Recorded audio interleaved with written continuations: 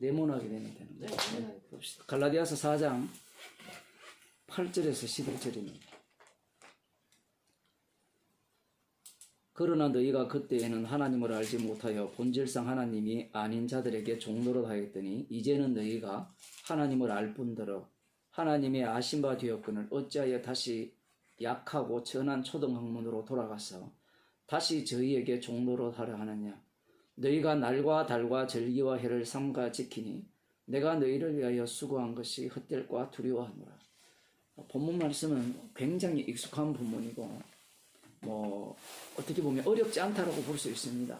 그런데 이 짧은 본문 속에 성경 전체가 담겨 있습니다. 구약 성경 전체를 담아놨어요.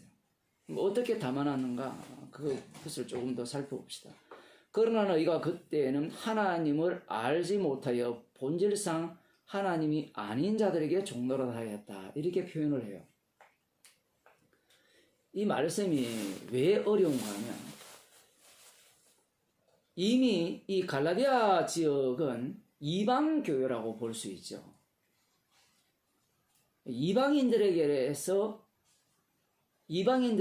하나님을 알지 못했다라고 이야기를 하면 그 하나님은 어떤 하나님입니까? 이방인들에게 그때는 너희가 하나님을 알지 못하였다고 했잖아요. 그때는. 근데 그 하나님은 이게 바로 우상으로 들어가는 게 이 성경 보는 게 문제라는 거예요. 우상이라고 말을 하지만 실제로는 하나님을 알지 못하겠다고 했을 때 이 하나님은 어떤 하나님이 되는 거면 유대교의 하나님이에요. 유대인의 하나님.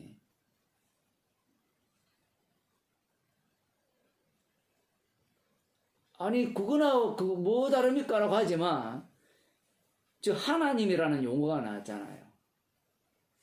하나님을 할 때 그때는 너희가 하나님을 알지 못하여서 본질상 하나님이 아닌 자들에게 종노릇 됐다 하니까 우리는 바로 우상, 수석을 보더라도 다 그렇게 돼 있어요. 설교를 보더라도 우상으로 이렇게 이야기를 하는 겁니다. 그때는 너희는 하나님을 몰랐다. 그러면 뭐 했느냐? 우상을 섬겼다.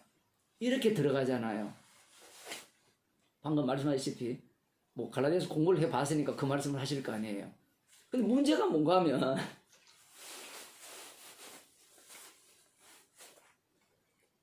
지금 갈라디아서에서 무슨 얘기를 하고 있습니까? 율법 이야기가 나왔죠. 아브라함 이야기가 나왔죠. 그럼 이방인들을 이야기할 때, 이방인들에게 복음을 전할 때 아브라함 이야기, 율법 이야기를 왜 하느냐 이 문제입니다. 언급할 필요가 없잖아요. 이게 왜 중요한가 하면 너희가 그때는 하나님을 알지 못하여 본질상 하나님이 아닌 자들에게 종노릇 하였다라고 할 때는 이방인들이니까 너희들이 우상을 섬겼다.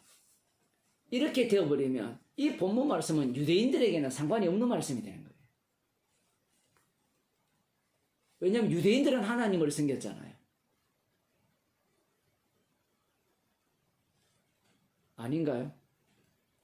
왜냐하면 유대인들과 이방인들을 구분해보면 유대인들은 하나님이 계시가 그들에게 주어져서 아브라함을 선택하셔서 자신들에게 지금까지 하나님 자신을 알려주셨잖아요. 그 입장에서 이방인들을 바라볼 때는 이방인들은 모두가 다 우상을 섬기는 거예요. 그 당시 우상은 제우스 신이 되었든 뭐가 되었든 주석이 보면 그런 게 나오거든. 여러 신들이 나온다. 이런 이야기가 쭉 등장한단 말이에요. 그렇게 보면 이 본문은 하나도 어렵지 않습니다. 그런데 문제가 무엇인가 하면 그러나 너희가 그때는 하나님을 알지 못했을 때 이 하나님을 이중으로 봐야 되는 거예요. 그럼 어떤 하나님이냐라고 할 때는 우리들은 쉽게 생각해서 우상 안 섬기고 하나님을 믿으면 안 됩니까? 이렇게 표현하거든요. 교회에서도 지금 이 본문을 보면 그때는 너희는 하나님을 알지 못하여서 하나님이 아닌 자들에게 종노릇 됐다라고 할 때는 여러분 우리는 하나님만 믿어야 됩니다. 우상을 섬기면 안 됩니다. 라고 설교하고 가르친단 말이에요. 그런데 문제가 무엇인가 하면 그 하나님이 어떤 하나님이냐, 이 문제거든요. 이 갈라디아서나 성경 자체가 성령에 의해서 기록되지 않았다면, 성령 빼버리면 그렇게 볼 수 있어요. 그냥 하나님을 믿는 것이 우상을 섬기지 않는 것이다 라고 이야기할 수 있는데, 성령이 돌아버리면 하나님이라는 분이 성령으로 가득 채워집니다. 그럼 성령에 의해서 하나님이 규정이 되는 거예요.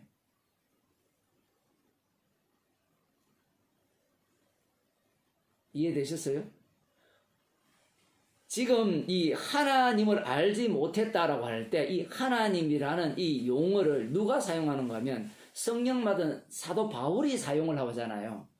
그러면 사도 바울이 하나님이라고 설명했을 때는, 말을 했을 때는 그 하나님이라는 용어 속에 성령이 가득 들어있는 하나님이 되는 거예요. 그렇게 되면 성령은 예수님이 십자가 지셔서 죽어 되셔서 보내주신 영이거든요. 그러면 주님이 보내주신 그 성령이 채워진 하나님이 되어지면 그 하나님은 어떤 하나님이 되는가 할 때, 하나님은 두 분이 계시잖아요. 아들 하나님이 계시고 아버지 하나님이 계시잖아요. 맞죠? 그러면 이 사도 바울이 이야기하는 하나님은 아버지 하나님일까요? 아들 하나님일까요? 이런 질문이 중요합니다. 왜냐하면 사람들은 삼일체 교리를 교육받았거든요. 삼일체 교리를 교육받았기 때문에 삼일체에서 성부, 성자, 성령 이렇게 하잖아요. 그죠? 그리고 찬송가에도 모두가 다 우선순위가 성부, 성자, 성령. 이거 순서거든요. 순서. 동등하다라고 사람들은 말을 하고 가르치고 그렇게 인정을 하지만 실제로 사람이 말을 할 때는 가장 앞장서 내어놓는 것이 1번이에요. 1번. 그래서 1위 하나님 하죠. 1위. 맞습니까? 1위 하나님이 누구예요? 아니, 안 배웠어요. 2위 하나님은 그런 거 없어요. 용어에, 신학 용어에. 있죠? 그렇죠. 성부 하나님. 성부 하나님을 1위 하나님이라고, 보통 2위 하나님은 성자, 3위 하나님은 성령, 이렇게 배치를 하거든요. 그래서 방금 바울이 여기까지 들어가지도 않겠지만 하나님을 언급했을 때 성부 하나님일까요? 성자 하나님일까요? 라는 질문을 던지면 사람들은 100이면 100이 성부로 가요.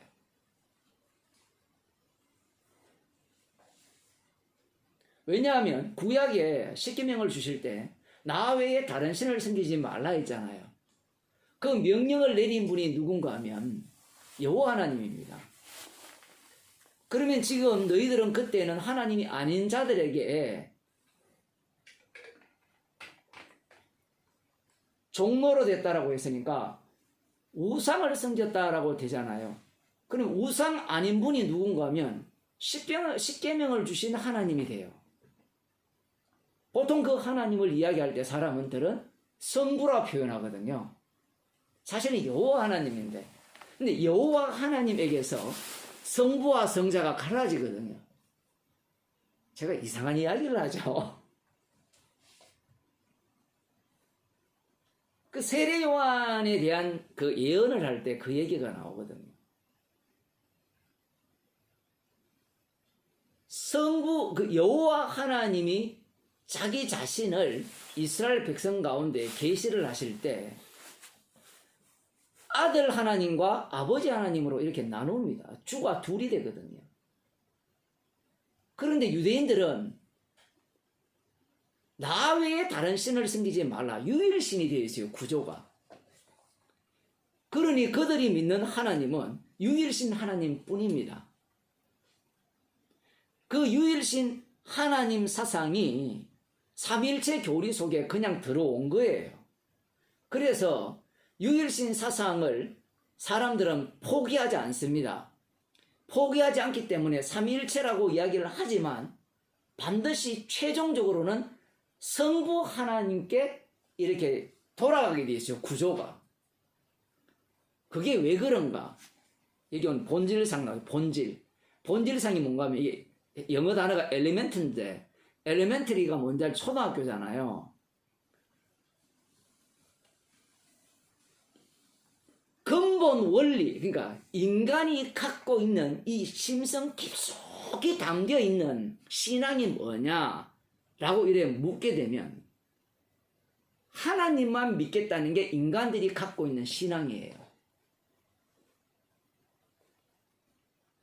그래서 지금 이 갈라디아서 4장 8절에서 하나님을 이야기를 할 때 교인들이나 목사들이 이 본문을 읽으면 그냥 하나님, 왜냐하면 삼위일체를 배웠기 때문에 이 하나님에게서 십자가가 안 나와요.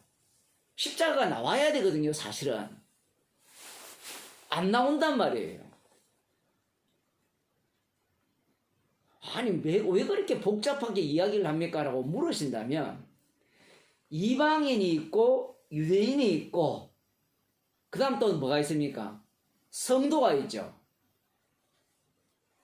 그러면 이방인에서 유대인, 성도 왜 이 단계를 나눕니까? 라고 물으면 유대인들이 보여주는 게 무엇인가 하면요. 유대인들이 구약 성경을 하나님의 계시를 받았잖아요. 구약 성경을 연구해서 하나님이 어떠한 분인가를 배웁니다. 배워서 그 결론이 뭐냐라고 할 때는 하나님만이 유일신이다. 하나님만 섬겨야 된다.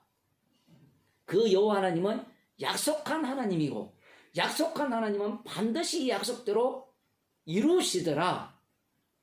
우리 조상들을 바라보니까 하나님이 약속했는데 그 약속을 깬 우리 조상들은 하나님의 심판을 받아서 멸망당했더라. 그 생각이 유대인들이 갖고 있는 하나님에 대한 신앙입니다. 그래서 하나님만 섬겨야 되지 우상을 섬기면 되지 않는다라는 게 유대인의 신앙이에요. 그러면 이방인들은 뭐냐? 그러면 이방인들이 하나님이라 할 때, 우상이라 할 때 그 차별성을 어디에 둡니까? 유대교를 기준으로 우상이냐 하나님이냐를 두게 되거든요. 그런데 재밌는 것은 이 우상을 버리고 이 유대교식의 하나님을 믿게 된다면 어떤 결론에 도달하게 되는가 하면 유대교식 하나님을 믿는 결론에 도달하게 된다는 거예요. 실질적으로는 우상이나 유대교의 하나님이 다를 게 없습니다. 구약에서는 나 외에 다른 신을 섬기지 말라 했거든요. 나 외에. 그리고 너를 위한 게 우상이라 이렇게 규정을 해놨습니다. 그러면 우상의 특징은 이방인들의 우상의 특징은 나를 위한 우상이었잖아요. 그러면 이 우상을 버리고 진짜 하나님을 찾아간다 했을 때 그 하나님을 찾아가는 목적이 뭐예요? 역시 나를 위한 하나님이잖아요. 예수님 왜 믿습니까? 교회에 사람들이 왜 나와요? 예수를 왜 믿으려고 해요? 나를 위해서. 나 구원받고 나 천국 가고 거기에서 더 보너스로 이 땅에서 행복하게 살기 위해서 예수를 믿고 하나님을 찾는 거예요. 그 유대인들 입장에서는 왜 그러면 그런 하나님을 믿느냐 했을 때는 구약이 그렇게 증거가 되어 있거든요. 하나님 말씀대로 살지 않아서 우리가 저주를 받았고 하나님 말씀에 순종하지 않아서 우상을 섬기기 때문에 우리가 멸망당했다라는 겁니다. 그러면 그 생각이 잘못되었느냐 이 문제예요. 잘못되었을까요? 잘 되었을까요? 제대로 된 성경적인 생각일까요? 제가 말하는 게 너무 꼬우니까 사람들이 답변을 못하는데 성경을 봤다면 답이 나올 거 아니에요. 성경 좀 찾아보겠습니다. 신명기 31장을 한번 보겠습니다.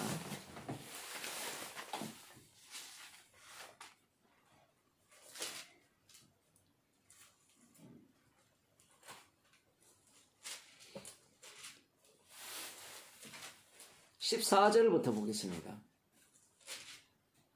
구약성경 312조 여호와께서 모세에게 이르시되 너의 죽을 기한이 가까웠으니 여호수아를 불러서 함께 회막으로 나오라. 내가 그에게 명을 내리리라. 모세와 여호수아가 나아가서 회막에 서니 여호와께서 구름 기둥 가운데서 장막에 나타나시고 구름 기둥은 장막문 위에 머물렀더라. 여호와께서 모세에게 이르시되 너는 너의 열조와 함께 자려니와 이 백성은 들어가 거할 그 땅에서 일어나서 이방 신들을 엄란히 쫓아 나를 버리며 내가 그들과 세운 언약을 어길 것이라. 그때 내가 그들에게 진노하여 그들을 버리며 내 얼굴을 숨겨 그들에게 보이지 않게 할 것인즉 그들이 삼킴을 당하여 허다한 재앙과 환란이 그들에게 임할 그때에 그들이 말하기를 이 재앙이 우리에게 임함은 우리 하나님이 우리 중에 계시지 않는 까닭이 아니뇨 할 것이라. 이스라엘 백성들이 모세가 죽고 난 뒤에 약속의 땅에 들어갑니다. 들어갔는데 분명히 율법을 다 가르쳤어요. 율법을 지키라 했어요. 앞부분에. 그런데 하나님께서는 들어가면 하나님을 버리고 우상을 섬길 것이라고 말씀하셨으면서 우상을 섬겼기 때문에 하나님께서 진노를 내리신다라고 말씀하셨어요. 진노를 내릴 때 이스라엘 백성들이 하는 말이 우리 하나님이 우리 중에 계시지 않는 까닭이기 때문에 이러한 일을 당한다는 거예요. 이 표현이 정말 재밌는 표현인데 하나님이 안 계시면 하나님이 계시도록 해야 되죠. 재앙이 내렸으니까 이 재앙을 하나님이 우리 가운데 안 계시기 때문에 내린 재앙이라면 하나님이 우리 가운데 계시게 하려면 어떻게 해야 되죠? 이 재앙을 물리칠 하나님을 섬겨야 되겠죠. 그러니까 환란을 당할수록 더욱더 우상을 섬기는 거예요. 그렇게 될 것이라고 지금 여호와 하나님께서 약속의 땅에 들어가기 전에 광야 40년 세월을 보낸 이후에 말씀을 하시고 계신 거예요. 처음부터 초를 치는 겁니다. 들어가면 이들은 우상을 섬길 것이다. 18절 그들이 돌이켜 다른 신을 쫓는 모든 악행을 인하여 내가 그때 반드시 내 얼굴을 숨기리라. 그러므로 이제 너희는 이 노래를 써서 이스라엘 자손에게 가르쳐서 그 입으로 부르게 하여 이 노래로 나를 위하여 이스라엘 자손에게 증거가 되게 하라. 무슨 노래인가 하면 우리가 약속의 땅에 들어왔는데 하나님을 배반하여서 우상을 섬겨서 쫄딱 망할 것이다 라는 걸 노래로 가르치는 거예요.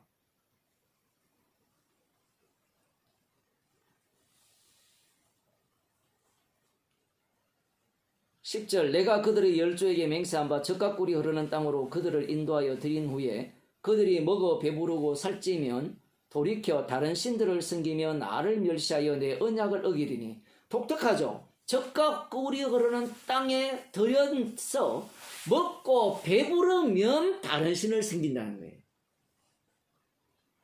먹을 게 없어서 다른 신을 섬기는 게 아니에요. 우리 같으면 우리가 생각하는 것은 보통 이스라엘 백성들이 먹고 배부르지 않아서 흉년이 들어서 기근이 들어서 다른 신들을 섬길 거라 생각하잖아요. 아닌가요? 저만 잘못 생각하는 거예요. 보통 사람들이 우상을 찾을 때 아쉬울 때 찾잖아요. 안 그래요? 교회의 사람들이 왜 옵니까? 절가는 왜 갑니까? 아쉬운 게 있으니까 가는 거거든요. 그런데 하나님께서는 그렇게 말씀하지 않습니다. 인간들은 언제 우상을 섬기는가 하면 먹고 배부를 때 우상을 찾는다는 거예요. 왜? 더 많은 복을 요구하기 때문에 그래요.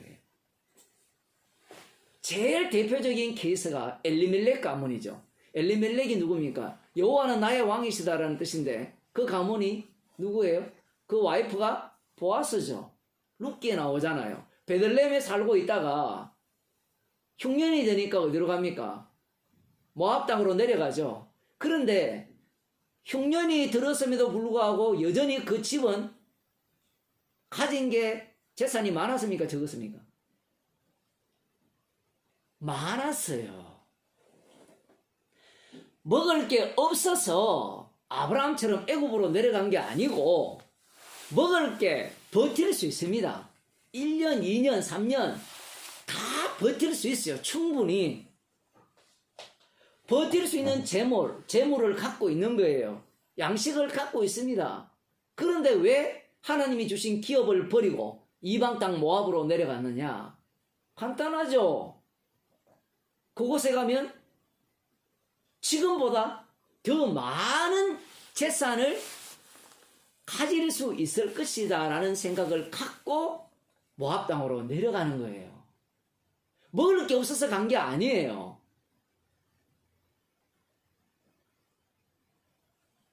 먹고 배부를 때 우상을 섬기지 배고플 때 우상을 섬기는 게 아니라는 게 여호와 하나님의 말씀입니다. 그 말은 똑같은 인간은 그래요. 모든 인간은 사실은 부족함이 없이 주셨어요. 먹을 거 없어서 교회 오는 게 아니에요. 먹을 거 있어요. 더 달라고 교회 오는 거예요. 병이 들어서 살 수 있잖아요.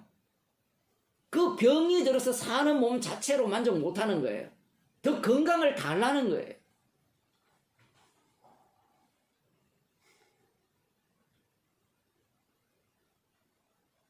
살찌면 돌이켜 다른 신들을 섬기며 나를 멸시하여 내 언약을 어기리니 그들이 재앙과 환난을 당할 때에 그들의 자손이 부르기를 잊지 아니한 이 노래가 그들 앞에 증인처럼 되리라. 자, 한번 생각해 봅시다. 이 노래를 불러서 자손들에게 가르치라 했잖아요. 가르쳤을까요? 안 가르쳤을까요? 가르쳤겠죠. 안 가르칠 수도 있어요.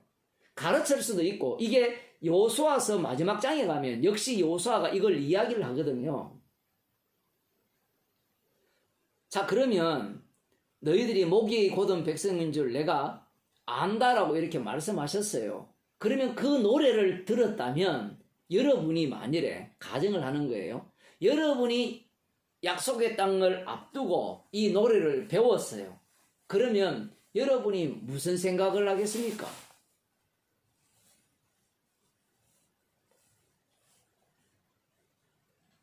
제가 질문을 잘못했나요? 그곳에 가서 먹고 배부르고 이렇게 살찌면 여호와의 언약을 어긴다라고 노래를 가르쳐 줬잖아요. 그래서 너희들이 환난을 당할 것이다라고 했을 때 그렇게 말씀을 하나님께서 하셨으면 우리들 같으면 어떻게 반응을 하겠습니까? 하나님, 절대 우리는 언약을 어기지 않겠습니다. 이렇게 결심하지 않겠어요? 어느 인간이 이 말씀을 읽으면서 노래를 부르면서 그래 우리는 우상을 섬겨야 돼. 우상을 섬기도록 주님이 세팅을 해놨어. 그래 우상을 섬겨서 우리는 멸망당해야 되고 환난을 당해야 돼.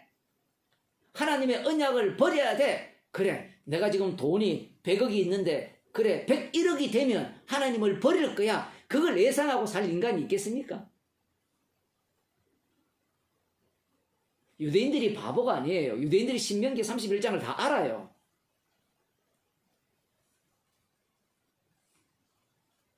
그리고 선지자들이 이 신명기에 근거하여서 이스라엘 백성들을 책망하거든요. 왜 너희들이 우상을 섬기느냐? 왜 율법의 정신인 하나님 사랑, 이웃 사랑을 하지 않느냐? 왜 고아와 과부를 억압하고 탄압하고 가난한 자들의 것을 약탈하느냐? 그걸 책망하거든요, 선지자들이. 하나님께서 이렇게 말씀하신 것이 이스라엘 백성들이 듣기에는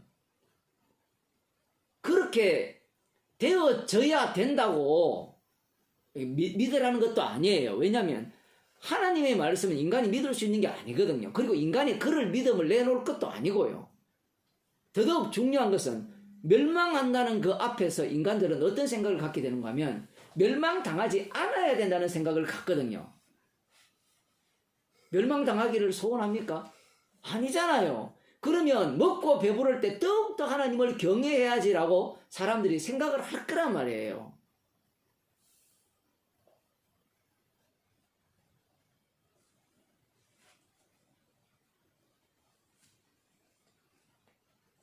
여호수아서 24장을 한번 더 봅시다. 여호수아서 24장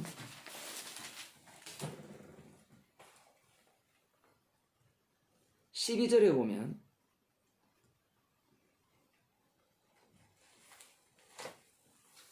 내가 왕벌을 너희 앞에 보내어 그 아모리 사람의 두 왕을 너희 앞에서 쫓아내게 하였나니 너희 칼로나 너희 활로나 이같이 한 것이 아니며, 한마디로 말하면 약속의 땅을 너희가 정복을 할 때 칼과 활로 정복한 것이 아니라는 겁니다. 그러면 누가 이렇게 하나님께서 약속의 땅을 주셨느냐 했을 때는 하나님께서 친히 전쟁을 하셔서 너희에게 공짜로 주셨다는 거예요. 이것도 말이 안 되는 게 전쟁을 이스라엘 백성들이 했거든요. 그러니까 눈에 보이는 그 자체가 이미 이 이스라엘 백성들을 현혹하는 거예요. 그런데 하나님의 말씀은, 여호수아를 통해서 하시는 하나님의 말씀은 너희가 활과 칼로 이 땅을 정복한 것이 아니라는 겁니다. 대표적인 경우가 여리고성 돌 때 언약궤를 앞장 세워서 소리를 지를 때, 약속대로 소리를 지를 때 여리고성이 무너져 내렸잖아요. 근데 나머지 그들이 가서 진멸하는 그 일들은 모두가 다 하나님이 홀로 전쟁에 승리하셨음을 드러내기 위한 조치일 뿐이라는 겁니다. 그러면서 이렇게 말하죠. 너희의 수고하지 아니한 땅과 너희의 건축하지 아니한 성읍을 너희에게 주었더니 너희가 그 가운데에 거하며 너희가 또 자기의 심지 아니한 포도원과 감람원의 과실을 먹는다 하셨으니, 그러므로 이제는 여호와를 경외하며 성실과 진정으로 그를 섬길 것이라. 너희의 열조가 강저편과 애굽에서 섬기던 신들을 제하여 버리고 여호와만 섬기라. 만일 여호와를 섬기는 것이 너희에게 좋지 않게 보이거든 너희 열조가 강저편에서 섬기던 신이든지 혹 너희의 가는 땅 아모리 사람의 신이든지 너희 섬길 자를 오늘날 택하라. 오직 내 집은 여호와를 섬기겠노라. 이렇게 이야기를 했어요. 하나님이 너희들이 심지 않은 것, 건축하지 않은 것, 먹고 거기에 성읍을 취할 것이다. 지금 취했지 않느냐? 마음이 안 들거든. 네 조상들이 섬기던, 이 표현이 재밌어요. 애굽에 있을 때 섬기던 그 우상을 섬기라 이 얘기입니다. 그러면서 여호수아가 하는 말이 나와 내 집은 여호와만 섬기겠다 이야기하잖아요. 그러면 사람들이 이 본문 많이 들었죠. 설교 시간에 얼마나 많이 들었습니까? 나와 내 집은 여호와를 섬기겠다는 이 여호수아를 본받아 어떻게 여호와만 섬겨야 되겠습니다. 이렇게 설교를 하잖아요. 그게 악마적 설교예요. 지금 갈라디아서에서 그 얘기를 하는 겁니다. 조금 더 보겠어요. 그러니까 백성이 대답하여 가로되 여호와를 버리고 다른 신을 섬기는 일을 우리가 결단코 하지 아니하려니 이는 우리 하나님 여호와 그가 우리와 우리 열조를 인도하여 애굽 땅 종되었던 집에서 나오게 하시고 우리 목전에서 그 큰 이적들을 행하시고 우리가 행한 모든 길에서 우리의 지난 모든 백성 중에서 우리를 보호하셨음이며 여호와께서 또 모든 백성 곧 이 땅에 거하던 아모리 사람을 우리 앞에서 쫓아내셨습니다. 그러므로 우리도 여호와를 섬기리니 그는 우리 하나님이시니라.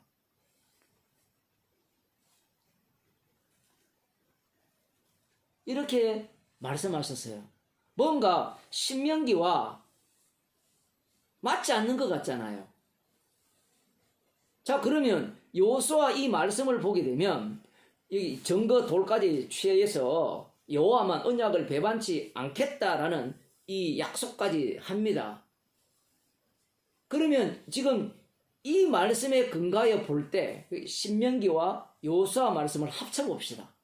제가 아까 다 설명을 했지만 합쳐보면 결국은 신명기 말씀은 들어가서 떡을 먹고 배부르면 살찌면 나를 찰 것이다, 버릴 것이다 라고 말씀하셨지만 이스라엘 백성들은 약속의 땅에 들어갔을 때 여호수아와 어떤 약속을 합니까? 우상을 섬기겠다 합니까? 섬기지 않겠다고 합니까? 섬기지 않겠다고 하잖아요. 이런 상황에서 약속의 땅에 들어가서 이스라엘 백성들이 우상을 섬기죠. 우상을 섬겨서 어떻게 됩니까? 아수르의 침공을 받아 북이스라엘이 멸망당하고 남유다가 역시 바벨론에 침공당하여 멸망을 당하잖아요. 그러면 멸망당한 원인이 뭐냐 이거예요. 원인이 이스라엘이 남유다와 북이스라엘이 멸망당한 원인이 뭐예요? 이유가 뭐예요? 말씀인데 왜 멸망당했습니까? 선지자들은 그 멸망당한 이유를 어떻게 외쳐요? 말씀대로 안 살았다. 안 살아서 멸망당했다라고 외치는 거예요. 그래서 선지자들이 계속 돌아오라고 외치는 거거든요. 그러면 이러한 내용, 이 구약 내용을 누가 잘 알고 있는가 하면 유대인들이 잘 알고 있어요. 예수님 당시 유대인들이. 그러면 우리들이 왜 이렇게 이 로마 제국 하에 이 짐승이죠. 네 번째 짐승이잖아요. 이 짐승에 사로잡혀서 지금 이런 형편에 처해 있는가? 그 원인 분석에 들어갈 거 아닙니까? 그럼 원인을 분석할 때 무엇을 갖고 분석하겠어요? 구약 성경밖에 없으니까, 신약은 없으니까 구약 성경을 갖고 원인 분석에 들어가는 거예요. 신명기 31장을 알아요. 들어가서 살찌면 나를 버릴 것이다. 그 버림이 결론이라고는 생각하지 않습니다. 왜냐하면 요수아를 지나서 들어가 보면 안 지켜서 멸망당하고 지켜서 복주는 이런 일들이 나오거든요. 실제로 대표적인 경우가 어디예요? 요나가 니느웨 성에 가서 외칠 때, 회개할 때 니느웨 성이 멸망당하지 않았습니다. 맞죠? 그런데 그 장면을 바라볼 때 사람들은 어떻게 해석하겠어요? 그 북이스라엘 선지자거든요, 요나가. 그 사건을 바라볼 때 하나님은 어떤 분이다? 회개하면 용서해주는 하나님이라, 이렇게 해석을 할 거 아니에요. 100이면 100이 그렇게 해석을 하거든요. 근데 그 해석이 잘못된 거예요. 하나님은 언약대로 하시는 분이지 회개하면 용서해 주는 분이 아니에요. 그거나 뭐가 다릅니까? 달라요. 언약을 보여주기 위한 회개가 일어난 거예요. 그래서 잠시 어떻게 합니까? 하나님의 심판이 유보되죠. 100년 후에 나움 선지자가 외쳐서 결국은 니느웨가 멸망당합니다. 요나 선지자를 통해서는 니느웨 성이 심판 안 받지만 나움의 외침에 의해서는 니느웨 성이 멸망당해요. 이 두 가지를 왜 동시에 보여주는가? 하나님의 언약을 보여주기 위한 구원, 하나님의 언약을 보여주기 위한 심판이라는 거예요. 여기 중심 자리에 유다가 들어가고 이스라엘이 들어갈 수가 없다 얘기입니다. 하나님이 하시는 일의 방식은 언약 중심이라고 할 때는 언약을 보여주기 위한 하나님의 일하심이에요. 거기에 이게 톱니바퀴인데요. 그 언약을 돌리죠. 돌릴 때 이 톱니바퀴 속에 무엇이 들어가는가 하면 이스라엘이 들어가고 이방 나라가 다 들어가는데 여기에서 탈곡기가 돌리면 가라지와 어떻게 알곡을 나누죠. 그런 작업을 펼쳐내는 그 속에 누가 놓여있는가 하면 이스라엘이 놓여있는 거예요. 그런데 어느 누가 그렇게 성경을 볼 수 있습니까? 아니, 안 지켜서 멸망당했잖아요. 그럼 주님의 조치는 뭔가 하면 멸망당하게 하기 위해서 너희들은 우상숭배 해야 돼, 이렇게 들어오는 거예요. 논리가. 이사야 선지자의 외침이 그렇잖아요. 우리 같으면 선지자를 보내면, 이사야를 문서 선지자라고 하는데 선지자를 보냈으면 회개하고 돌아오게 하기 위해서 보낸다라고 생각하는데, 그 선지자가 외치는 외침은 기머거리 만드는 외침, 소경 만드는 외침이에요. 외치면 외칠수록 선지자가 책망하고 가르쳐주고 징조를 보여주면 보여줄수록 더욱더 소경이 되는 거예요. 그런데 우리나 오늘날 목사들이나 유대인들이 이사야를 볼 때 어떻게 봅니까? 왜 아하스 왕은 징조를 구하라고 했는데 왜 저기 북이스라엘, 그러니까 아람 왕 러신과 북이스라엘 왕 르말리엘의 아들 누굽니까? 이름 또 생각. 그 두 아들, 그 두 왕, 북이스라엘 왕과 그 다음 아람 왕 연합군은 두 개의 연결하는 부지깽이에 불과하고 67년 후인가 멸망당한다라고 이야기를 해도 왜 안 들었느냐는 얘기예요. 우리 같으면 들었을 거라는 얘기를 한단 말이에요, 사람들이. 그런 생각을 누가 갖고 있는가 하면 유대인들이 갖고 있는 거예요. 그런데 이사야 선지자는 이미 갈 때부터 스알랴 숲을 데리고 가죠. 남은 자는 돌아오리라는 것을 데리고 가고, 확정한 상태에서 너는 말 안 들을 거다. 심판 속에 남은 자가 생길 건데 그들만이 구원을 얻는다라는 사상을 갖고 들어가 버려요. 그러니까 아무리 외쳐도 그들이 돌아올까요? 안 돌아옵니다. 에르미야 선지자의 외침도 마찬가지고 에스겔 선지자의 외침도 마찬가지예요. 우상 숭배해서 너희들이 멸망당했다라고 해도 그들이 안 듣습니다. 멸망당했으면 지금 아수르에 의해서 완전히 풍비박산이 났거든요. 그러면 하나님의 말씀을 듣지 않아서 멸망당했다라고 외치면 들어야 될 거잖아요, 사람들이. 안 들어요. 그런데 후대 사람들은 그걸 보면서 그거 왜 안 들었지? 아니, 현 상황을 바라보면 반드시 이것은 하나님에 의해서 멸망당한 조치인데 당연히 들어야 되지 않겠어? 라고 생각을 하는 거예요.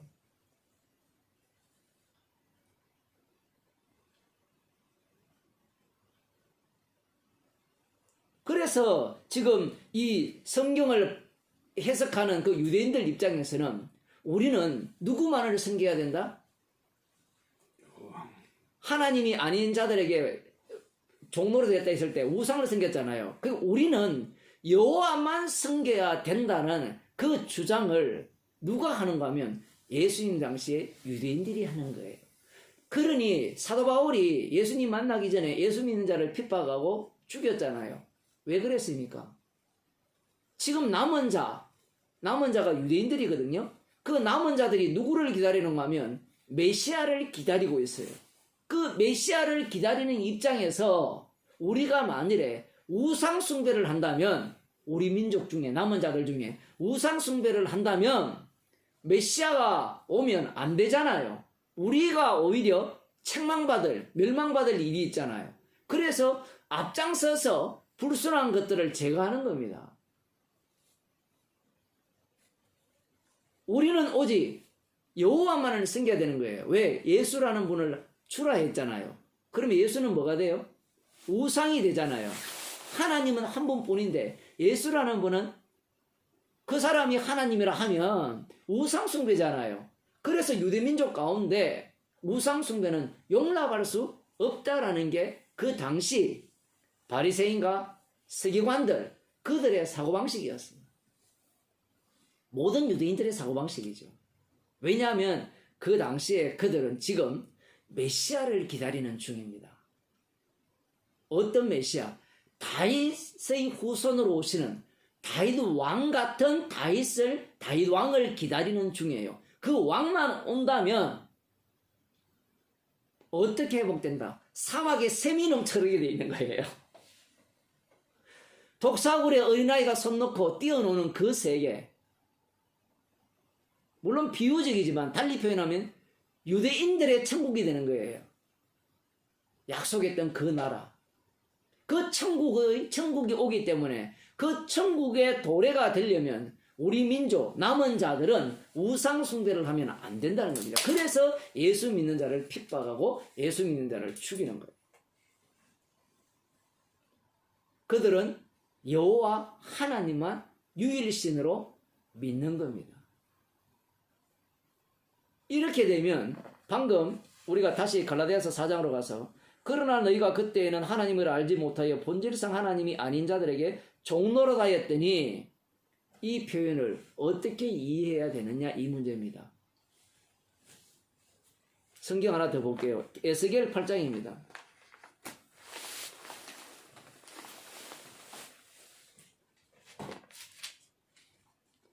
이렇게 들어가면 오늘날 한국 교회는 우상숭배하는 집단입니다. 8장을 한번 봅시다. 8장 3절에서 18절입니다. 그가 송 같은 것을 펴서 1절부터 봅시다. 제6년 6월 5일에 나는 집에 앉았고 유다 장로들은 내 앞에 앉았는데 주 여호와의 권능이 거기서 내게 임하기로 내가 보니 불같은 형상이 있어 그 허리 이하 모양은 불같고 허리 이상은 광채가 나서 단쇠 같은데 그가 송 같은 것을 펴서 내 머리털 한 모숨을 잡으며 주의 신이 나를 들어 천지 사이로 올리우시고 하나님의 이상 가운데 나를 이끌어 예루살렘으로 가서 안뜰로 들어가는 북향한 문에 이르시니 거기는 투기의 우상 곧 투기를 격발케 하는 우상의 자리가 있는 곳이라. 이스라엘 하나님의 영광이 거기 있는데 내가 들에서 보던 이상과 같으니라. 이스라엘의 하나님이 영광이 있는 자리에 투기를 격발케 하는 우상을 섬기는 거예요. 에스겔이 있는데, 자기 집에 있는데 장로들이 찾아온 거예요. 뭔가 한 수 배우기 위해서 찾아왔겠죠. 하나님 말씀이 뭐냐.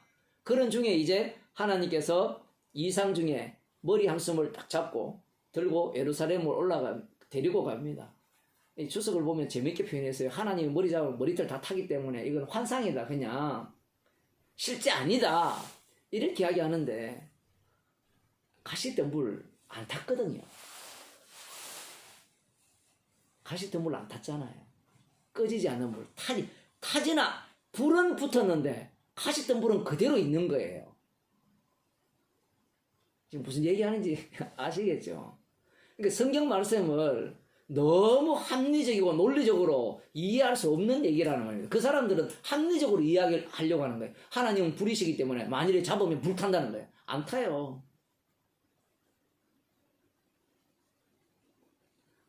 자, 그가 내게 이르시되 인자야 이제 너는 눈을 들어 북편을 바라보라 하시기로 내가 눈을 들어 북편을 바라보니 제단문 어귀의 북편에 그 투기의 우상이 있더라. 제단이라는 게 뭐예요?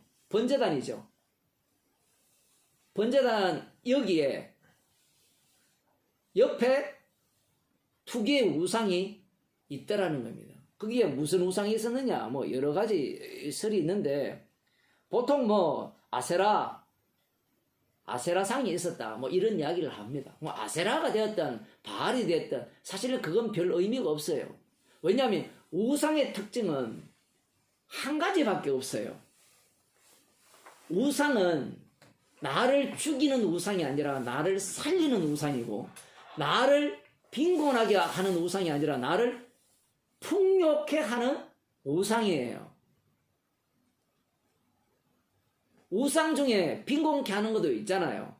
그런데 빈곤케 하는 우상을 달래면 그 빈곤케 하는 우상이 나를 건드립니까? 안 건드립니까? 안 건드린다는 얘기예요. 쉽게 말하면.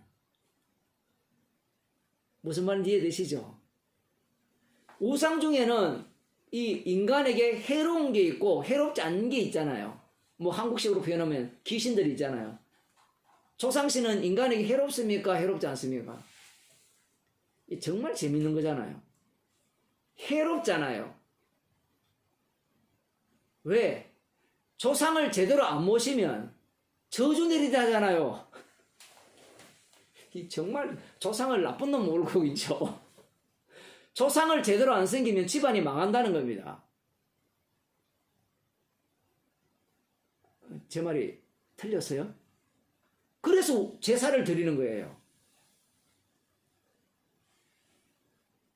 귀신들 마찬가지죠. 무당들도 귀신이 이 집안에 왜 이런 우환이 일어나는가 구대에서 초원을 해가지고 그 사람으로 이렇게 바꿔가지고 막 말을 해서 뭔가 해결을 해주잖아요. 잘못했다 빌고 막 했는데 사실은 누구한테 빌어요? 최종적으로는? 귀신한테 돈 줍니까? 정말 재밌잖아요. 무당한테 돈을 주잖아요. 그렇게 해서 이 악한 신들을 달래는 거죠. 우상의 특징은 나를 풍요롭게 하는 겁니다. 나를 이렇게 죽이고 빼앗는 신은 그 신이 아니에요. 우상이 있더라. 그가 또 내게 이르시되 인자야 이스라엘 족속의 행하는 일을 보느냐. 그들이 여기서 크게 가증한 일을 행하여 나로 내 성소를 멀리 떠나게 하느니라. 너는 다시 다른 큰 가증한 일을 보리라. 이들이 하나님께서 이 에스겔 앞부분에 보면 성전을 떠난다거든요. 성전을 떠난다는 말은 하나님이 떠나서 어디로 갑니까? 바벨론 포로 잡혀간 그들에게 가거든요. 그럼 왜 떠나느냐? 이 하나님의 성전 안을 뭘로, 그러니까 하나님의 영광이 있는 곳을 투기를 유발하는 우상숭배의 장소로 만들었다라는 거예요. 그러면 아까 신명기에 보면 31장에 보면 이들이 왜 성전을 우상숭배의 장소로 만들었을까요? 라고 질문을 하면 그들이 너무너무 가난해서 우상숭배의 장소로 만들었을까요? 안 그러면 살쪄서 우상숭배의 장소로 만들었을까요? 살쪘습니다. 살쪄서 우상숭배의 장소로 만들었는데 하나님이 진노를 내리죠. 내리니까 그게 살이 빠질 거 아니에요. 빠지니까 살찌게 하기 위해서 더 열심히 우상을 섬기는 거예요. 이 원리가 정말 재밌죠. 이게 인간의 본성입니다. 오늘 본문의 갈라디아서 4장 8절입니까? 본질상이라는 본질상. 인간 마음속에 하나님을 섬기는데 그 하나님이라는 분이 어떤 분이냐라고 한다면 바로 다른 하나님, 우상이라는 거예요. 그게 인간 마음속에 새겨져 있는 겁니다. 선악과를 따먹은 인간이 하나님과 같이 되고자 했죠. 그래서 그들이 찾는 하나님은 어떤 하나님이냐 했을 때는 자기를 하나님과 같이 되게 해주는 하나님이에요. 그런데 그 마지막 자리가 어디 있는가? 마지막 자리가 어딘가 하면요. 자기 자신이에요. 사실 자기 숭배거든요. 자기가 우상이에요. 인간의 배가 신이라 했거든요. 자기 자신이 우상인 거예요.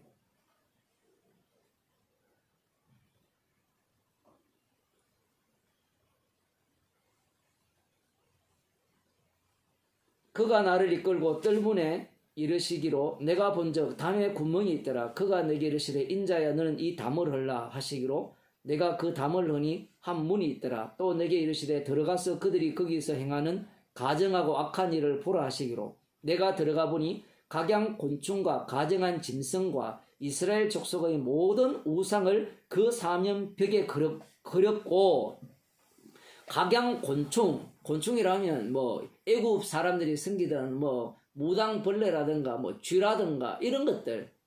그 다음 가증한 짐승이 어떤 게 있어요?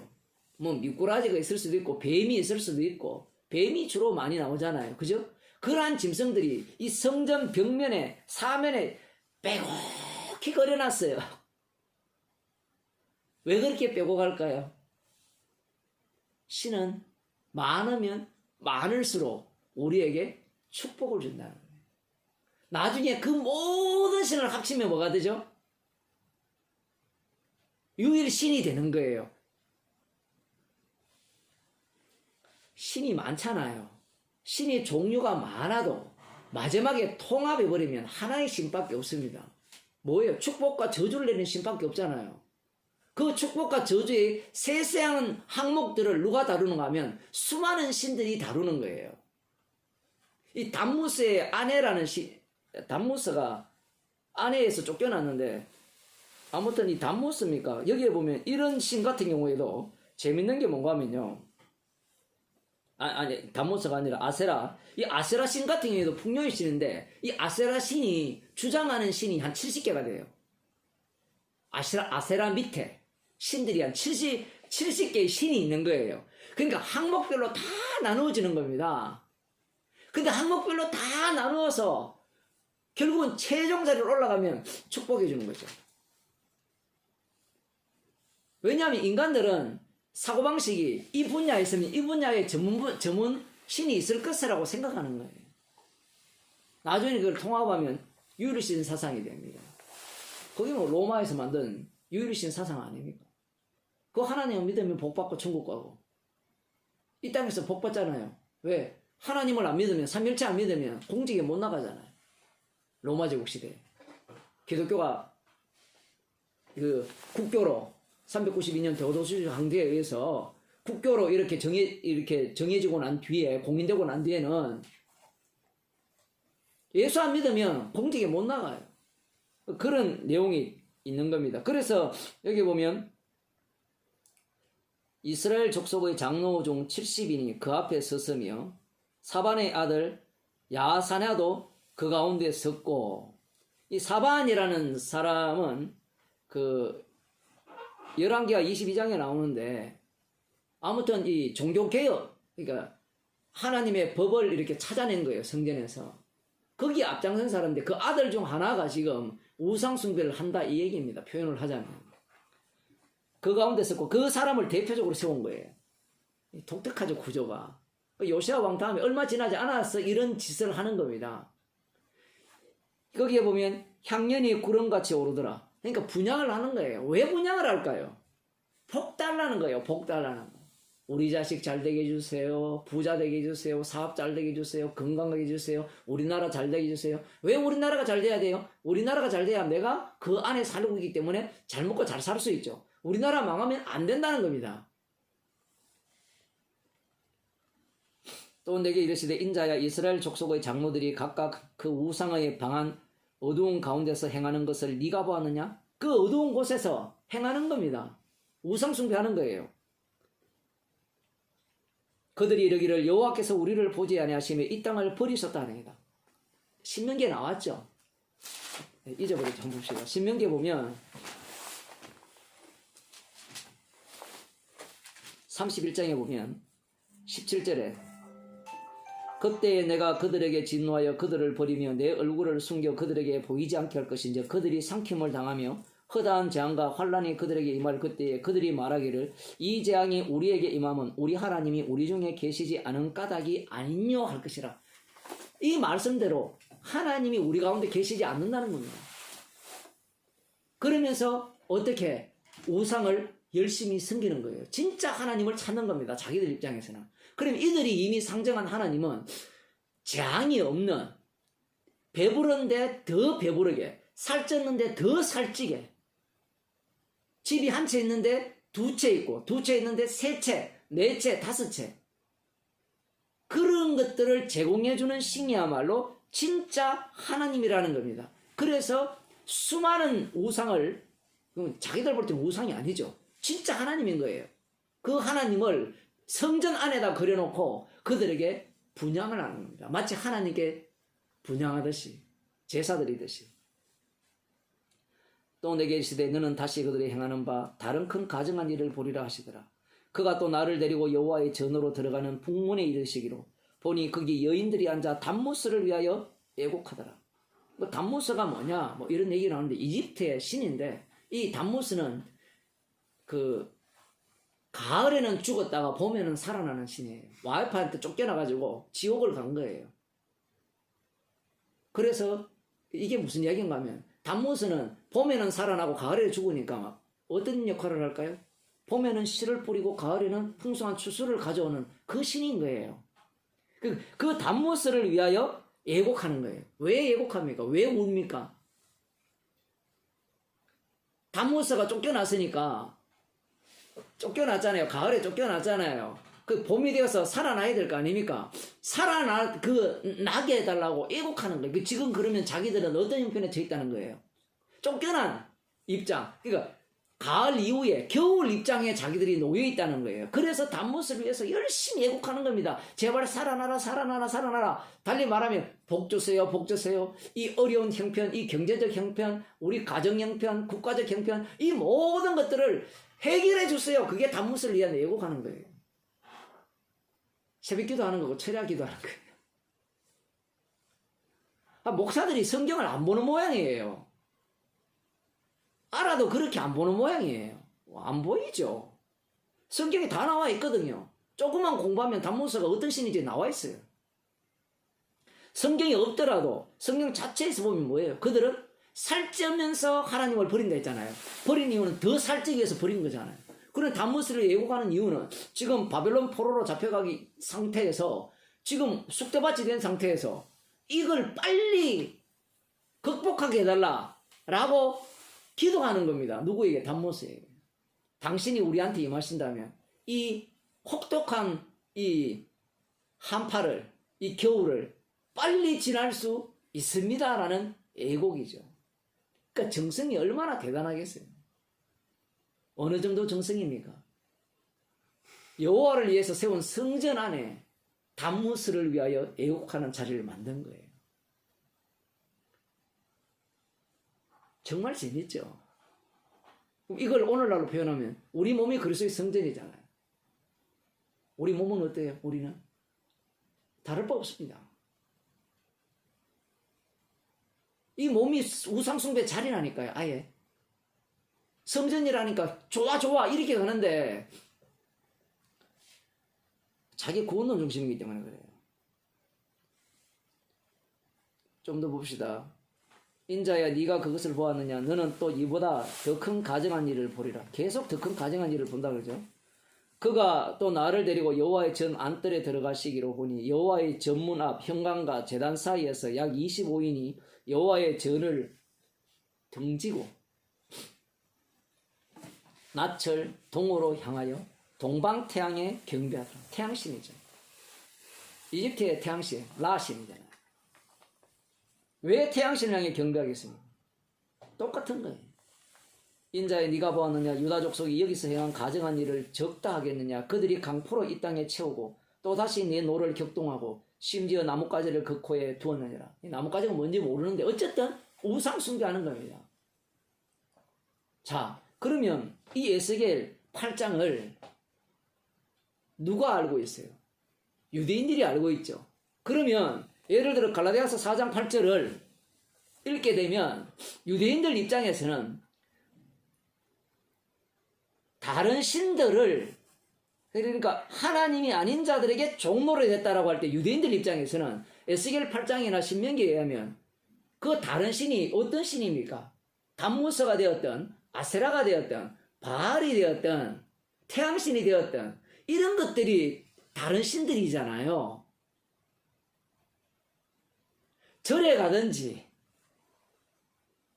안 그러면 뭐 나무에 빌든지 무당을 찾든지 이게 다른 신들을 섬기는 게 아닙니까?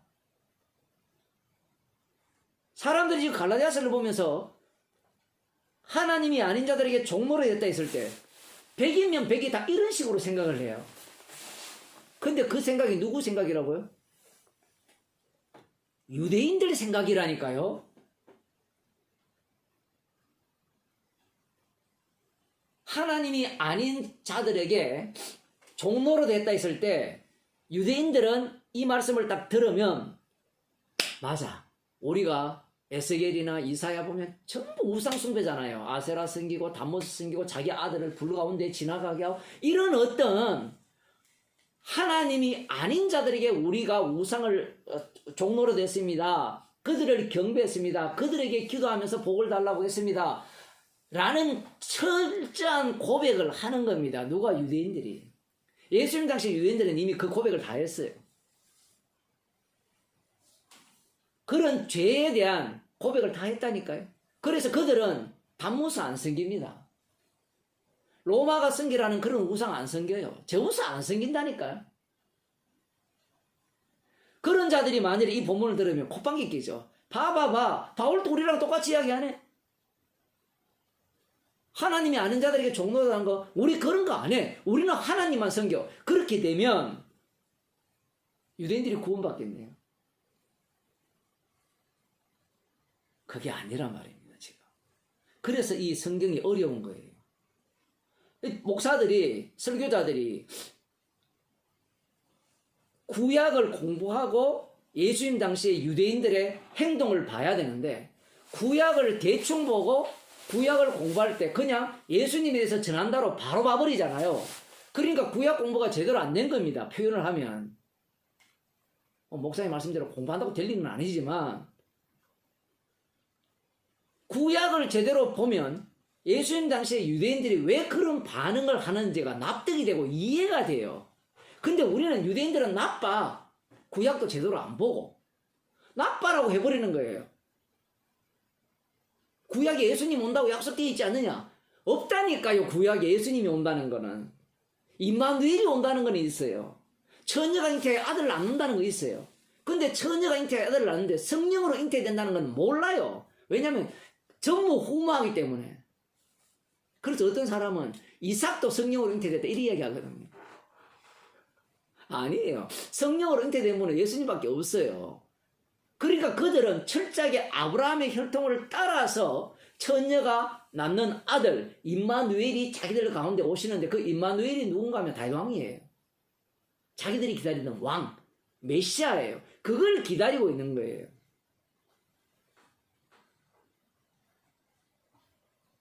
그래서 자신들은 우상을 섬기지 않는 겁니다. 그러니 이런 이야기를 하면 우리는 여호와만 섬긴다는 겁니다. 근데 그들이 누구를 죽입니까? 예수님을 죽이는 거예요.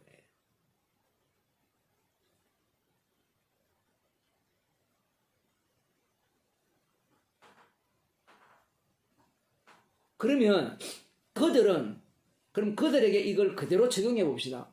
본질상 하나님이 아닌 자들에게 종로로 됐죠. 그러면 예수님 당시 유대인들은 본질상 하나님이 아닌 자들에게 종로를 한 자들이죠. 이 이야기를 반드시 해야 돼요. 그렇지 않으면 어떤 문제가 발생하는가 하면 유대교가 됩니다. 이 말씀대로 살게 되면. 그러면 유대교가 본질상 하나님이 아닌 자들에게 종로로 한 모습이 뭐냐? 그 모습이 뭡니까? 율법의 의로는 흠이 없게 살면서 유일신 여호와 하나님을 믿는 것이 바로 본질상 하나님이 아닌 자들에게 종노릇 하는 것이다. 이 얘기입니다, 지금. 그래야 갈라디아서 이야기와 동일하잖아요. 다른 복음의 특징이 뭐예요? 인간의 행위를 가미하는 거잖아요. 근데 그 행위가 성경에 없는 겁니까? 있는 겁니까? 있는 거죠. 여기에 보면 날과 달과 절기를 삼가 지킨다 할 때 이 날과 달과 절기가 어디에서 나온 겁니까? 구약 율법에서 나온 거예요. 그러니 이 본질상 하나님이 아닌 자들에게 종로로 됐다는 이야기가 바울의 입장에서는 어떤 의미로 이야기하는가 하면 율법대로 살아가는 구약 성경 말씀을 보고 그 말씀에 근거하여서 그 역사적 사건 속에서 일어난 그 모든 내용들을 교훈 삼아서 그 조상들과 다르게 우상 숭배하지 않고 말씀대로 율법대로 살아가면서 안식일 지키고 11조 하고 구제하고 금식하고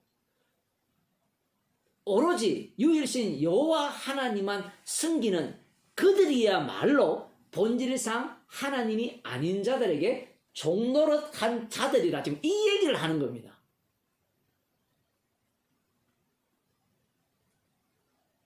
이제 좀 이해가 되셨습니까? 이 짧은 본문이 여기 지금 대상이 초두에 대상이 갈라디아 교회 성도들이 되겠잖아요. 예. 그러면은 사도 바울 입장에서 갈라디아 교회 성도들이나 유대인들이나 동일선상에 놓고 지금 그렇게 얘기를 하는 거예요. 동일하죠. 모든 인간은 동일하니까. 그런데 문제가 뭔가 하면요. 유대인들에게 율법을 주신 이유가 있어요. 하나님이 자기를 계시한 이유. 이유가 뭔가 하면요. 그걸 우리들이 알아야 되는 게 뭔가 하면 지금 갈라디아 교인들은 나름대로 하나님을 믿자고 하잖아요. 지금 다른 복음을 쫓고 있잖아요. 다른 복음을 쫓는 걸 추적해 들어가 보니까 결국은 그 다른 복음은 어디와 일치합니까? 유대교와 일치하는 거예요. 지금 이것은 시사하는 바가 굉장히 큽니다. 이게 본질상이다. 본질상 인간 본능적으로 찾아가는 곳이 어딘가 하면 본능적으로 이방인조차도 이방인들의 본능적으로 찾아가는 곳이 하나님이 어떤 하나님인가 하면 유대교 하나님이에요. 지금 제가 그 얘기를 하는 거예요. 본질상 인간 본질상 그러면 유대교 하나님을 왜 찾아갑니까? 성경 때문에 그래요. 왜냐하면 계시를 주셨잖아요. 하나님을 믿으려면 성경을 읽을 거 아니에요. 성경을 묵상할 거 아니에요. 하나님 말씀을 했으니까. 그럼 말씀대로 묵상해보면 누구와 동일한 마음이 되는 거면 유대인들과 동일한 마음이 되는 거예요. 예수님 다시 유대인들. 우상 섬기면 안 돼. 하나님만 경배해야 돼. 하나님만이 유일신이야. 하나님만 믿어야 돼. 하나님 보내신 예수님을 믿어야 돼. 그분을 믿음으로 말미암아 우리가 구원을 얻어.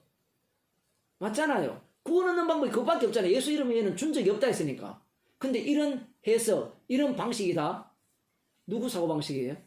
유대교라니까. 유대교. 왜 그러면 유대인들이 그렇게 하나님을 섬기는가? 그게 나오잖아요. 예수님 뭐라 했습니까? 요한복음 5장입니까? 영생을 얻기 위해 성경을 상고한다는 거예요. 사람은 이 유대인들을 못 벗어나요. 유대인들이 성경을 줘가지고 4000년 역사 동안 수많은 경험을 해왔잖아요. 수많은 경험을 해서 성경 전문가니까 완벽하게 공부한 거예요. 공부해보니까 남는 건 뭐밖에 없더라. 말 들으면 하나님 말씀에 순종하면 복을 얻고 영생을 얻고 말씀을 순종하지 않으면 저주받는다. 이렇게 나오거든요. 결론이.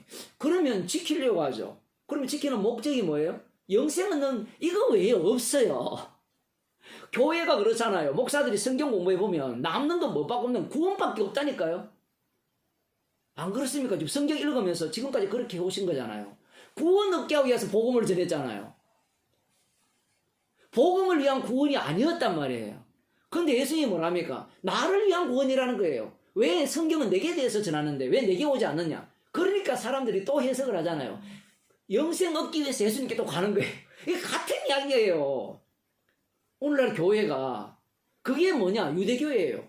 그러니까 이제 유대교 입장에서는 이방인들과 자기들은 다르다고 착각을 하지만 사도 바울이나 예수님 입장에서는 도찐개찐이다.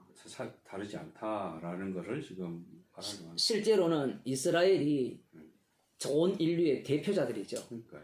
대표자로 뽑아낸 이유가 뭔가 하면 그 대표자 속에 모든 이방인들을 피속시킵니다. 그게 선지서도 똑같습니다. 이스라엘이 심판받을 때 이방 나라가 동원되잖아요. 동원되면서 이방 나라도 동시에 멸망을 당하는 이 모습 속에서 이미 다 설명이 되어지는 겁니다. 이스라엘 유대인들의 사고방식이 곧 이방인들의 사고방식이 되는 거예요.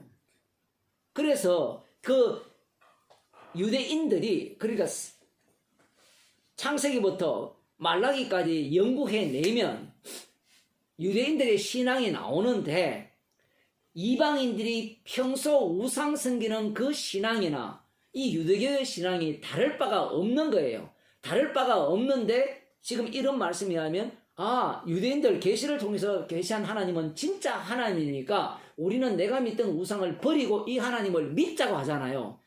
믿자고 들어가 봤자 그게 우상이라니까요. 지금 갈라디아 교인들 날과 달과 절기를 삼가 지키는 것은 여호와 하나님을 제대로 믿자는 거예요. 예수님을 믿고 구원을 얻었기 때문에. 그러면 여기에서 우상의 특징이 나오잖아요. 우상의 특징은 반드시 내 행위를 집어넣어야 돼요. 행위를. 그래서 신명기 말씀이 중요한 거예요. 행위를 날리는 게 신명기 말씀이거든요. 근데 인간은 거기에 행위를 집어넣으려고 해요. 신명기는 인간의 행위를 집어넣어서 그 행위에 의해서 축복과 저주가 갈라지는 것이 아니라 그 말씀을 전가하기 위해서 인간의 삶이 그 속에 담겨서 돌아간다라는 말씀을 하시는 거예요. 우상의 특징은 내가 어떻게 하느냐. 아까 에스겔 8장을 봤죠. 내가 어떻게 하느냐에 따라서 축복과 저주가 갈라져요. 이게 우상이에요. 그런데 언약의 하나님은 언약을 보여주기 위해서 사랑하고 저주해버립니다. 미워해버립니다. 그것은 인간의 행위에 의해서 나올 수가 없어요. 지금 이 갈라디아 교인들은 자기들이 날과 달과 절기를 삼가 지키는 것이 하나님께 영광이 된다고 생각하는 겁니다. 하나님께 영광은 십자가 외에는 안 돼요. 요한복음 17장 1절에 보면 아들을 영화롭게 하사 아버지를 영광스럽게 하옵소서. 그 영광이거든요. 이 원리가 뭔가 하면 아까 처음 시작할 때 3일째 얘기했잖아요. 보통 사람들은 이 교인들은 신학자들은 하나님의 영광이 아들의 영광으로 이어져서 아들이 다시 하나님께 영광을 이렇게 이야기를 해요. 그런데 예수님 입장은 달라요. 아들을 영화롭게 하는 것이야말로 아버지를 영화롭게 한다는 거예요. 근데 아들의 특징이 뭐예요? 아들이 영화롭게 되는 방법은 십자가에 못 박혀 죽으셔야 돼요.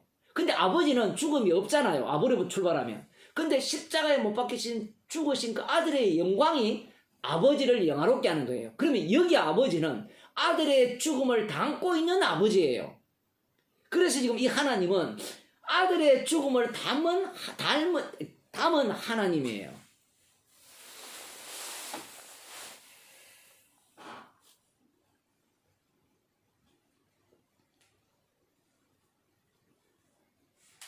내가 너희를 위하여 수고한 것이 헛될까 두려워하노라. 여기에서 인간의 본질상이죠. 본질상. 인간의 본능은 죽을 때까지 변하지 않습니다. 자기 행위를 뭔가를 했을 때는 반드시 그것이 하나님께 유익이 되고 이익이 된다고 생각하는 거예요. 그래서 오늘 본문에 무시무시한 이야기가 나오는 게 뭔가 하면요. 이런 거예요. 9절에 보세요. 이제는 너희가 하나님을 알 뿐더러 하나님의 아신 바 되었거늘 어찌하여 다시 약하고 천한 초등학문으로 돌아가서 다시 저에게 종노릇 하려 하느냐. 이미 종노릇 하고 있거든요. 다른 복음 쫓는 것을 이상 여겼으니까. 그런데 한번 보세요. 이미 하나님이 너희를 알았고 너희도 하나님을 알았는데 왜 이런 일이 일어나느냐. 궁금하지 않습니까? 그게 우리 원래 본질이지, 본질. 본질인데 우리를 구원하셨잖아요. 사람들은 성경을 볼 때 자기 구원론 중심으로 봅니다. 구원론 중심으로 보면 하나님을 알았고 나도 하나님을 알았다면 다른 복음을 쫓으면 안 되잖아요. 그렇지 않습니까? 다른 복음을 쫓는다는 것은 지옥 간다는 얘기거든요. 앞에 나왔잖아요. 내가 전한 복음 외에 다른 복음을 전하면 저주를 받을지어다라고 했잖아요. 그래서 사람들은 다른 복음을 안 쫓으려 하잖아요. 아닌가요? 갈라디아서 강의하면 많이 공부하셨잖아요. 들어보면 다른 복음을 쫓지 말라는 게 핵심 키워드잖아요. 다른 복음을 안 쫓을 수 있는 가능성을 얘기하고. 네, 안 쫓아야 우리가 저주를 안 받잖아요. 그거 중심으로 성경을 해석하잖아요. 그런데 한번 보세요. 하나님을 너희가 이미 하나님을 알 뿐더러 하나님이 아신 바 되었어요. 상호 알아요. 상호 아는데 왜 다른 복음을 쫓습니까? 그래야 십자가가. 그렇죠. 우리는 처음 복음 진짜 온전한 복음 전했으니까 이제 내가 성령이 와가지고 완벽하게 변해서 다른 복음을 나는 안 쫓을 것이다. 그런 생각을 인간들이 갖고 있는 거예요. 그런데 2장 7절에서 누구 사건이 나왔죠? 게바 사건이 나왔죠. 본질상 뭐예요? 자기 사랑하는 겁니다. 자기 증거하는 거예요. 자기 영광을 받아야 되는 거예요. 얼마나 자존심이 강할까요? 제자들 중에 수제자잖아요. 수제자는 뭔가 수제자다워야 돼. 주님은 그렇게 본질상 네가 하나님이 아닌 자들에게 종노릇 하는 자에서 십자가의 피로 구원했다라는 요 과정, 그 사이에 든 십자가 사건을 증거하고 싶어서 베드로를 불렀고 갈라디아 교인들을 불러서 지금 이 갈라디아 교인들을 다른 복음 쫓는 상황으로 몰아넣은 거예요. 그러면 사람들이 이런 생각을 할 거 아니에요. 그러면 다른 복음 쫓아도 되겠네요? 어떨까요? 그 생각이 성립이 안 돼요. 만일에 다른 복음 쫓아도 되겠네요 하게 되면 주도권이 자기한테 와버리죠. 그러면 이 말을 들으면 사도 바울 이야기를 들으면 이렇게 이야기할 거예요. 주께서 십자가를 증거하기 위해서 우리를 지금 다른 복음 쫓게 했습니다. 달과 날과 절기를 힘써 지키는 이유도 십자가를 증거하기 위해서 그랬습니다. 그러니 이것은 정당합니까? 하지 않습니까? 그렇게 정당하다가 돼버려요. 지금 인간은요, 주님이 일으키는 사건 속에 휘말려요. 왜 휘말리는가 하면 십자가를 증거하기 위해서 휘말리게 한 거예요. 그래서 그들은 이미 다른 복음 쫓는 상황으로 몰려갔죠. 몰려갔을 때 성령께서 바울을 통해서 책망을 합니다. 책망을 하는데 그 책망을 들으면서 이 이론의 지식을 다 알았으니까 당연히 십자가를 증거하기 위해서 나 죄짓게 해. 그 생각을 용납치 않습니다. 왜냐하면 말씀은 말씀하신 분에 의해서 진행되게 되어 있고 말씀하신 분에 의해서 말씀이 이루어지게 되어 있는 거예요. 여기에서 주님이 남기고자 하는 바는 그거예요. 날과 달과 절기를 삼가 지키지 말아야 돼. 성도는 그거 아닙니다. 우리 똑같아요. 한번 보세요. 모임을 하잖아요. 주일날 모이죠. 그 날과 달과 절기가 되어버립니다. 시간이 되면 어느 정도 지나면 이거 가야 돼. 그 자체가 뭐예요? 다른 복음 쫓는 거예요. 십자가 은혜 속에서 가야 되는데 벌써 의무가 됐잖아요. 의무가 됐다는 것은 내 행위를 내놓겠다는 거거든요.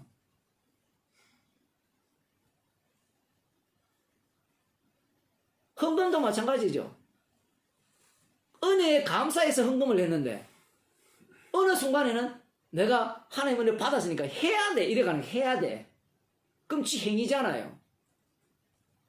그러면 또 머리 좋은 사람은 그럴 바야 안 해야 돼. 이것도 마찬가지예요. 머리를 백날 굴려도 우리의 죄가 안 나올 수가 없어요. 인간은 죄 안 지으려고 애쓰거든요. 날과 달과 절기를 안 지킨다고 사람들이 주장하잖아요. 안 지키는 뭐가 안 지켜요? 말씀에 조금만, 그러니까 말씀에 관심 없는 사람은 날과 달과 절기를 힘써 안 지켜요. 그런 사람은 예외입니다. 이야기할 필요가 없어요. 그러나 말씀에 관심이 있고 정말 주를 위해 살고자 하는 자는 이 말씀 속에 휘말릴 수밖에 없어요. 은혜로 한다지만 그 은혜가 결국은 내 행위가 되고 그 행위 속에서 내가 십자가의 원수가 되면서 우리 죄가 드러나게 주께서 하시는 거예요. 우리를 십자가 증인으로 삼았는데 인간들은 자꾸 자기가 완벽한 복음을 알아서 완벽한 진리를 깨달아서 천국에 들어가려고 하는 거예요. 성경이 너무 다르죠. 갈라디아 해석법이 완전히 다른 겁니다. 루터 책도 저기 있지만 갈라디아서 보면 구원을 어떻게 얻을 것인가 여기 핵심이 있는 거예요. 근데 성경에는 구원이 핵심이 아니에요. 이신칭의가 핵심이 아니에요. 행위로 구원 얻는 것도 핵심이 아니에요. 이 둘 다를 믹스해 넣어요. 믹스해 넣어가지고 그 속에서 십자가의 용서하심의 은혜만을 뽑아내는 겁니다. 그래서 여기에 본질상 이게 중요한 거예요. 본질상 하나님이 아닌 자들에게 종노라 했더니 이것은 우리의 육이 있는 한 언제나 드러나고 죽을 때까지 드러내게 되어 있습니다. 왜?